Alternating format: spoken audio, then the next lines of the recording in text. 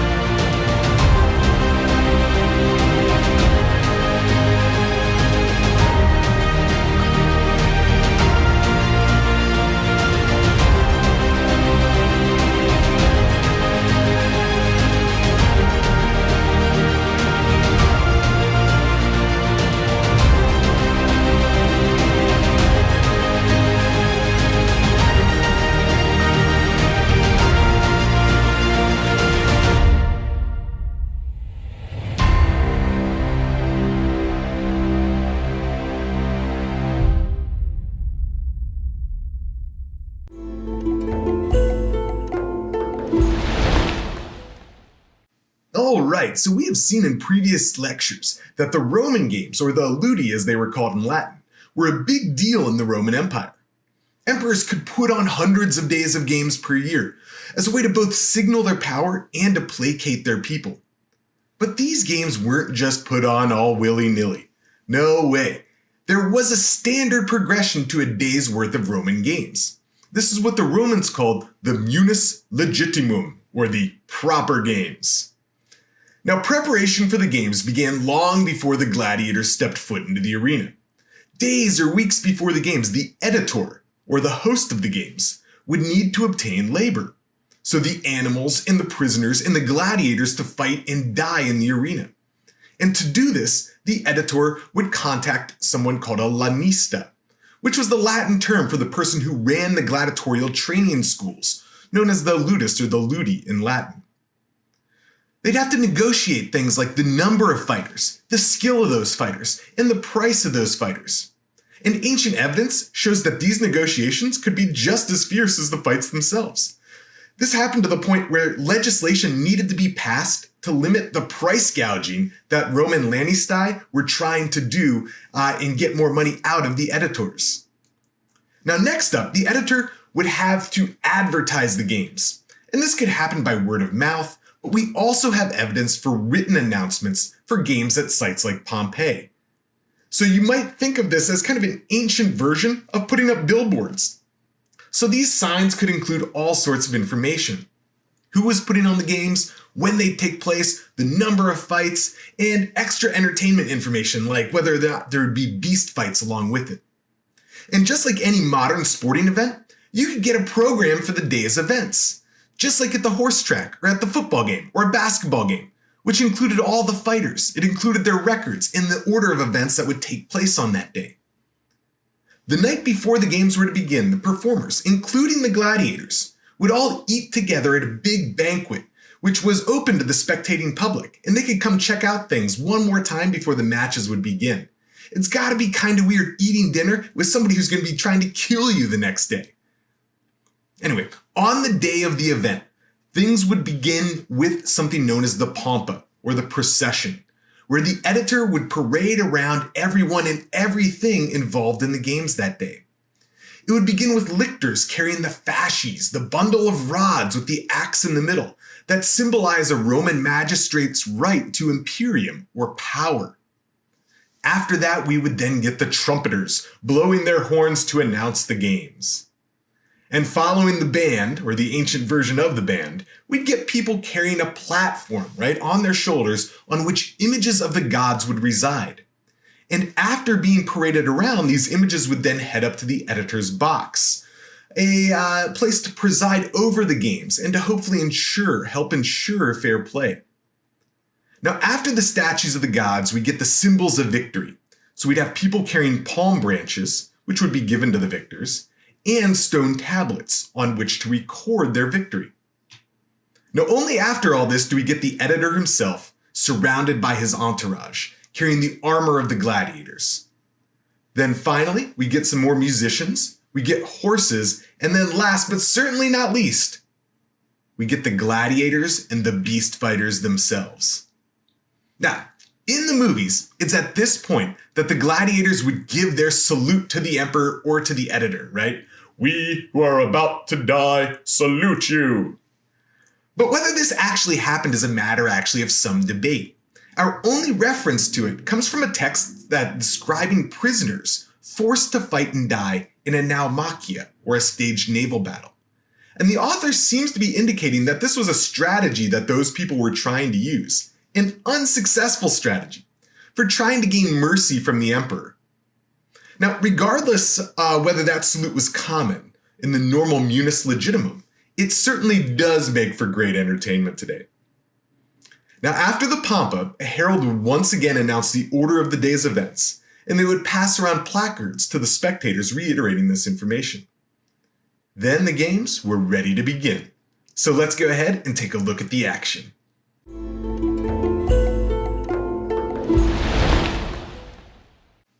Okay, so every morning I start my day by walking my sweet little dog Ruby, or Professor Ruby in this case. But if you went to the games in ancient Rome, you wouldn't start your day by walking your pet. You'd start your day by watching them do battle in the arena. That's right, after the Pompa, or the procession, right? The munus legitimum, the standard suite of Roman spectacles, began with the beast hunts, known as the venationes, or the venationes in Latin. The hunters in these spectacles were known as venatores, and they were aided at times by bestiarii, or the beastmen. Both of these were usually from the lower rungs of Roman society, much like gladiators and charioteers, often being slaves or criminals. And from what we can tell, the venatores were lightly armed and lightly armored, usually having only a long hunting spear, and really with no body armor except for perhaps some padding on their legs and a kind of girdle around their waist. Usually this was enough to get the job done, and the venator would usually be successful. But on more than one occasion, the hunter would become the hunted, with the animal coming out on top. Now, the venationes were about more than just the thrill of the hunt. They gave regular Roman citizens the opportunity to see exotic wild animals from throughout the empire. And over the course of the late Republic and the early Roman Empire, these wild animals included tons of different things. We've got lions and tigers and bears, oh my!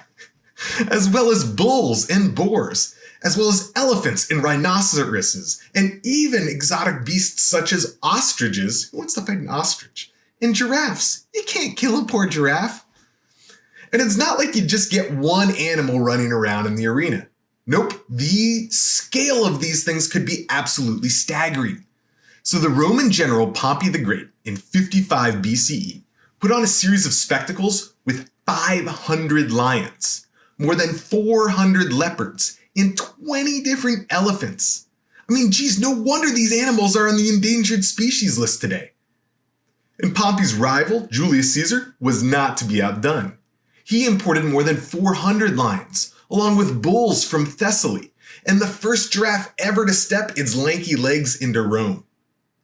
The emperors got in on the animal hunts as well, with Augustus claiming more than 3,000 animals died in the 26 venationes he put on during his reign. And Nero put 400 bears and 300 lions into a single set of spectacles. So the scale of these events could be absolutely incredible. And in late Roman antiquity, there actually was a shortage of exotic animals to use for these hunts. They literally did hunt these beasts into endangered status. Now, occasionally, these events would go beyond the man versus beast battle. So we have some evidence of animals being made to fight each other, right? So for example, we have an instance where a rhino had to fight against a bull and a bear and a lion all together. Doesn't seem exactly fair. Other times, animals would be trained not really to fight, but to perform rather non-animal-like activities. So one of the most famous being a group of elephants that danced and dined like modern humans. Now you might be thinking, how in the world can people watch this stuff? It's disgusting. And believe me, I was thinking the same thing as I put this lecture together. The Romans overall didn't seem to share the concerns for animal welfare. And part of that may have been because this really was viewed as hunting, right? In the traditional sense of hunting for food. So the slain animals in the arena would often be butchered, and the audience could then redeem tokens they acquired, often kind of doled out randomly or thrown into the stands, for pieces of this exotic meat. The one time we do get mention of sympathy for the animals is during Pompey's games, where he brought those 20 elephants in the arena to be hunted. And the elephants apparently cried out in the most human way possible, right, with their horns and their trunks. And they brought the viewers to tears on behalf of these giant beasts. So these hunts were more than just entertainment. And in the latter part of today's lecture, what we'll look at is how these were also propagandistic messages that could be sent through the spectacles of beast hunts and beyond.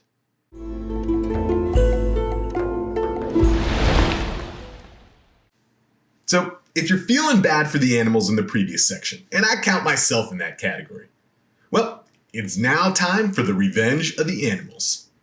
So after the beast hunts in the morning, we get the meridiani, or the midday executions. Now, the unfortunate souls at the center of these executions were known as the damnati, or the damned, or the condemned, and they were most often criminals of the worst crimes one could commit.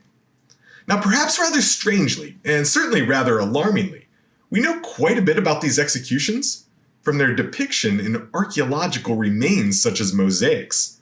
So this mosaic over here from Zliten in North Africa shows prisoners tied to a chariot or a wagon and wheeled out for animals to devour their face.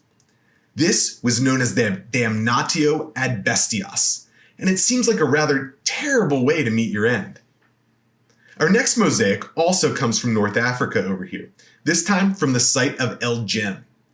And here you can see animals traversing a blood-soaked arena, with one unfortunate chap having his face eaten by a wild cat. Now I can kind of sort of understand that another culture doesn't have the same values regarding the ethical treatment of animals. But honestly, who would want a picture of this on their living room floor? Well, I guess wealthy Romans, that's who. Wealthy Romans from the 2nd and 3rd century in North Africa like to portray executions on their living room floor. Can't say that I abide by it, but that's how it rolled. Anyway, executions didn't just happen at the hands of animals. And many of these could be incredibly orchestrated according to complex narratives, kind of building the suspense to the final death of the condemned.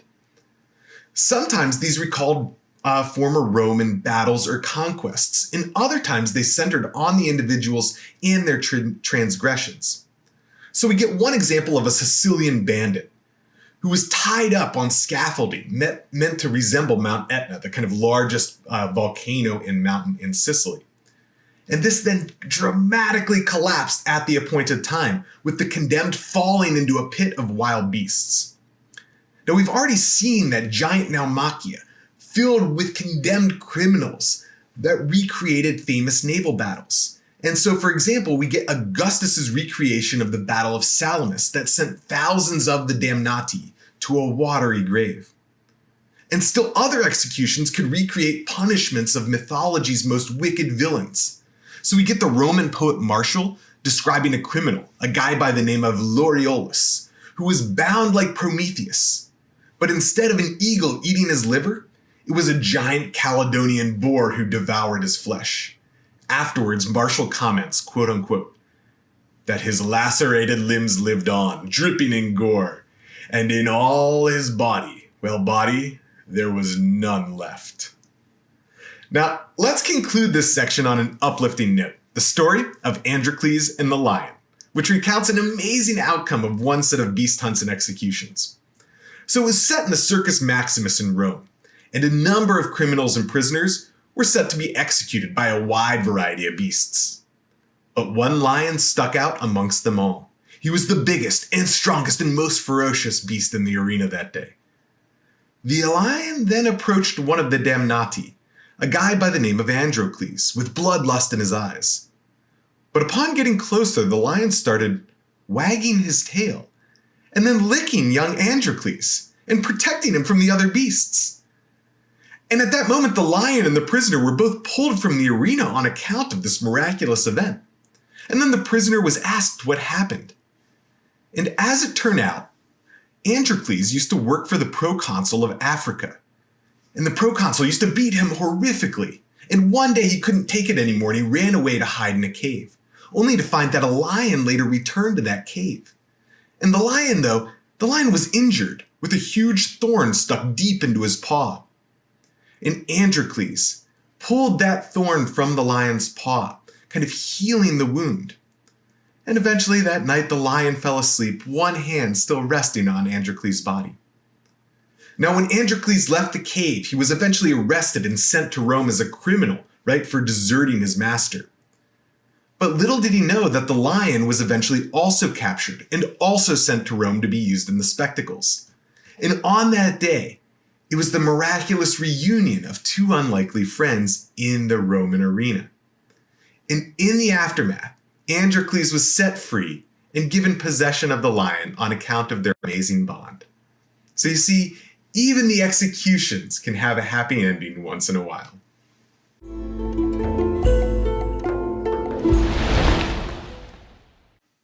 Now, after the midday executions, it was time for the main event, the Munera, or the Gladiatorial Games.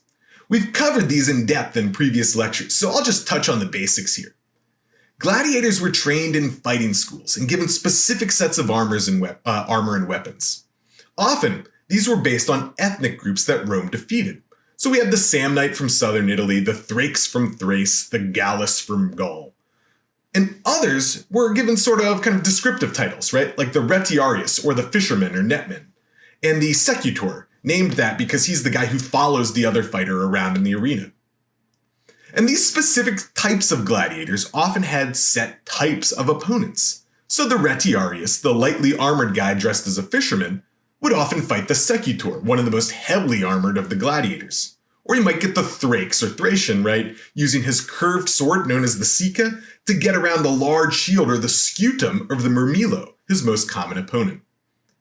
Now the games would progress until one of the combatants was killed or surrendered, which was signaled for by raising one finger into the air. Then the editor, or the host of the games, would pass judgment on the defeated gladiator, often taking into account the opinion of the crowd as well. If he was determined to have fought well, he would be granted a missio, and his life would be spared.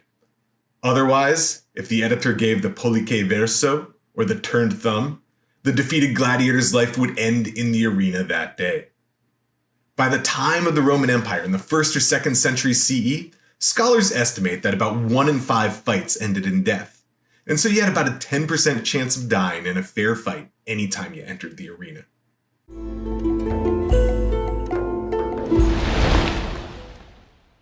Now, we've mentioned this numerous times, but the point is worth making again. These games were absolutely for the entertainment and enjoyment of the spectators, and as you can see, there were some not so enjoyable outcomes for the participants. But they were also important venues for imperial propaganda. In some sense, this was broad messaging, right? Kind of general messaging that said, the people should know that it was the emperor who was responsible for putting on such elaborate shows for his people.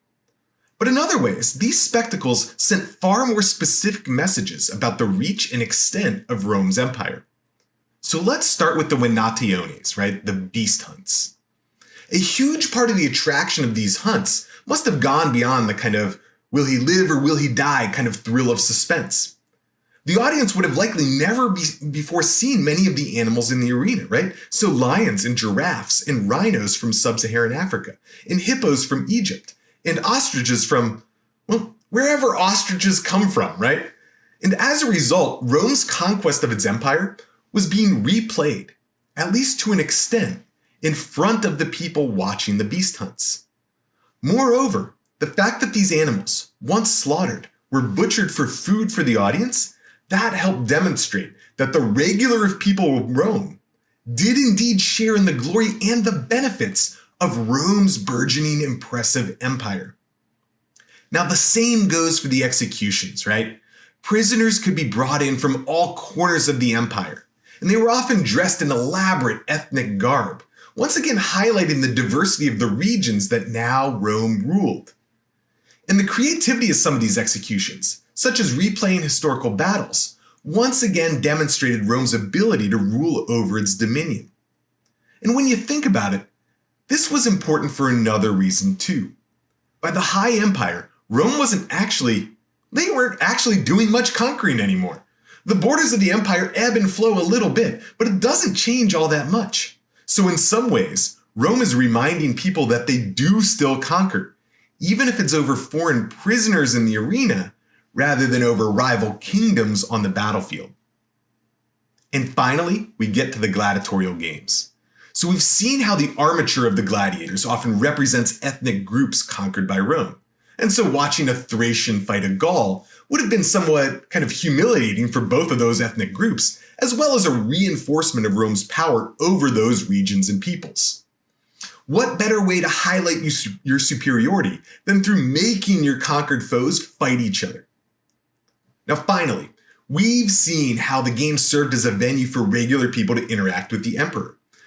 The Emperor Titus, he used to argue with his attendees that the Thracian gladiator was indeed the best, although he did this in a way that was actually respectful of the audience as well. And many emperors would take into account the audience's wishes when granting clemency or death. The games then were just as much about imperial power as they were about entertaining spectacle in the ancient Roman world.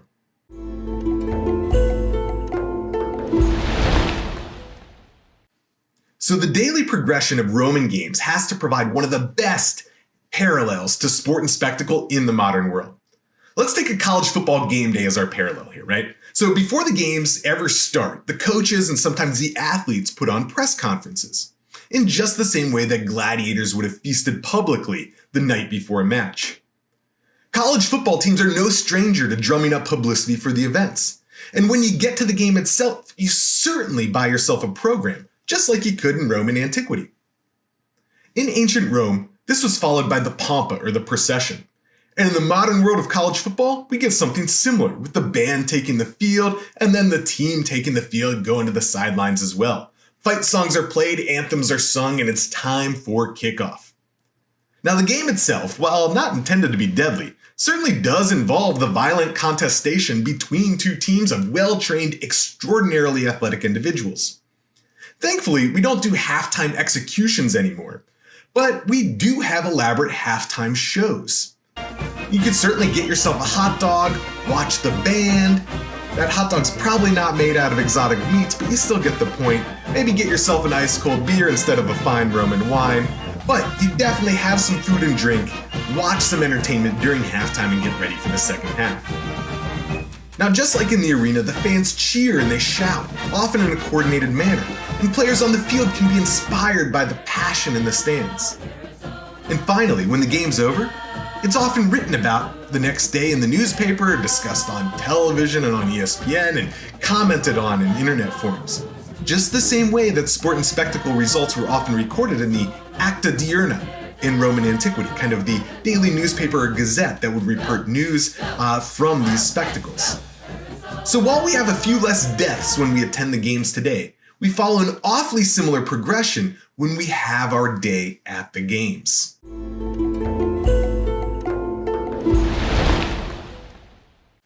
All right, you have made it to the end of another episode. And in today's lecture, we've gone through what it would have been like to attend a day at the games in a Roman antiquity. So before any of the action began, you could get a bunch of pre-game publicity, right? Graffiti on the walls, pamphlets in the streets, that sort of thing. The game day itself would begin with a procession, right? Both of the players and the statues of the gods, always kind of useful to ensure fair play. Then in the morning, there would have been the venationes or the beast hunts, where individuals armed with a simple spear would take on exotic beasts from throughout the empire. And at lunch, we'd get the meridiani, right? The midday executions, with elaborate scenarios sending condemned criminals from throughout the empire to their death. And in the afternoon, we'd get the Munera, right? The Gladiatorial Games, featuring slaves dressed as soldiers from ethnic groups from, again, across the empire doing battle with one another. And you might have picked up on a trend here, right? Each of these spectacles highlights the nature and power and diversity of Rome's empire, bringing the entire empire into the arena for the enjoyment of Rome's citizens. So next time you're ready to travel the world, consider just heading to the Colosseum to see the world brought to you.